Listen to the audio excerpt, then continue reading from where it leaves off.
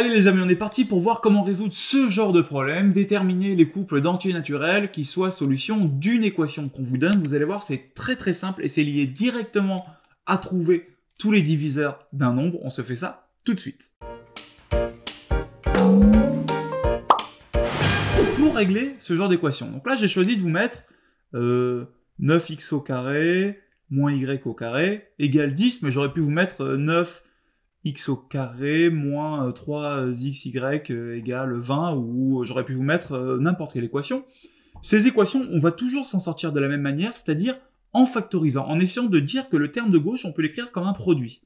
Prenons par exemple 9x au carré moins y. Est-ce que vous êtes d'accord avec moi que c'est 3x au carré moins y au carré égale 10. Et que là, je reconnais une des plus famous des identités remarquables, qui est que a carré moins b carré. Du coup, je me retrouve avec 3x moins y, facteur de 3x plus y égale 10. Et que dans l'exemple que je vous avais donné en dessous, 3x au carré moins 3xy égale 20, j'aurais pu factoriser ici par 3x. 3x, facteur de x moins 3y égale 20. J'aurais pu faire une autre factorisation.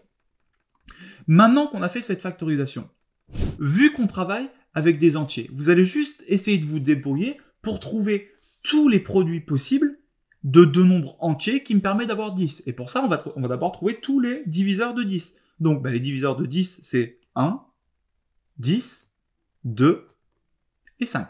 C'est exactement tout ce que j'ai comme diviseur de 10. Donc si je les mets dans l'ordre, 1, 2, 5, 10. Et maintenant, je vais écrire tous les produits d'un nombre par un autre qui me permettent d'avoir 10. Et bien, j'ai tout simplement 1 fois 10 ou 2 fois 5. Du coup, mon produit 3x moins y fois 3x plus y, il a littéralement deux possibilités, soit 3x moins y égale 1 et 3x plus y égale 10, soit 3x moins y égale 2, ou 3x plus y égale 5. Donc on va se les écrire.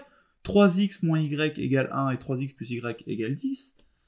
3x moins y égale 1 et 3x plus y égale 10.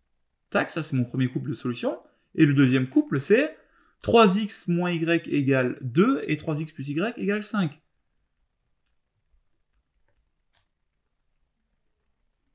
Et hop, je résous.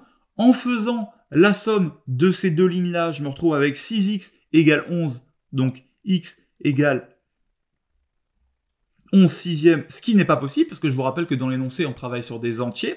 Et en faisant le deuxième, je me retrouve avec 6x égale 7, ce qui n'est pas non plus possible, parce que je vous rappelle encore une fois, on travaille avec des entiers. Si j'avais eu des solutions, ça m'aurait permis de trouver les couples x et y qui sont solutions.